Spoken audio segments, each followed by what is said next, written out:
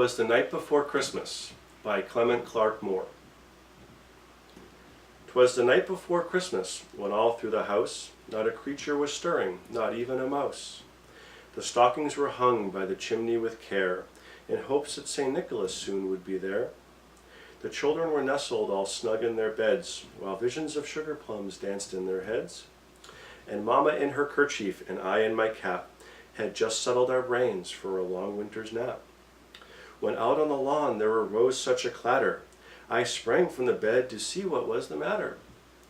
Away to the window I flew like a flash, tore open the shutters and threw up the sash. The moon on the breast of the new-fallen snow gave the luster of midday to objects below. When what to my wondering eyes should appear but a miniature sleigh and 8 tiny reindeer. With a little old driver so lively and quick, I knew in a moment it must be St. Nick. More rapid than eagles his coursers they came, and he whistled and shouted and called them by name. Now Dasher, now Dancer, now Prancer and Vixen, on Comet, on Cupid, on Donner and Blitzen. To the top of the porch, to the top of the wall, now dash away, dash away, dash away all. As dry leaves that before the wild hurricane fly, when they meet with an obstacle mount to the sky, so up to the housetop the coursers they flew, with the sleigh full of toys and St. Nicholas too. And then in a twinkling I heard on the roof the prancing and pawing of each little hoof. As I drew in my head and was turning around, down the chimney St. Nicholas came with a bound.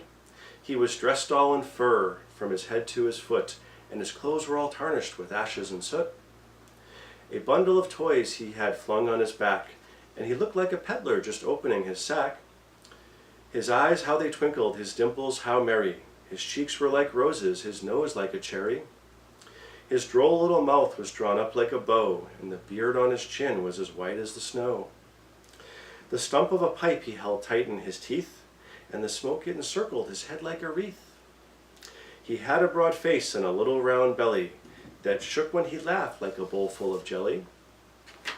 He was chubby and plump, a right jolly old elf, and I laughed when I saw him in spite of myself. A wink of his eye and a twist of his head soon gave me to know I had nothing to dread. He spoke not a word, but went straight to his work, and filled all the stockings, then turned with a jerk, and laying his finger aside of his nose, and giving a nod, up the chimney he rose.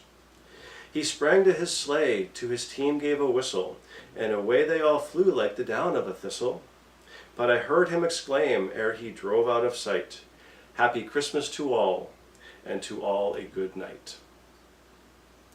From the sands of New Smyrna Beach to wherever this poem finds you tonight, I wish blue skies to all, and to all a good flight. Merry Christmas.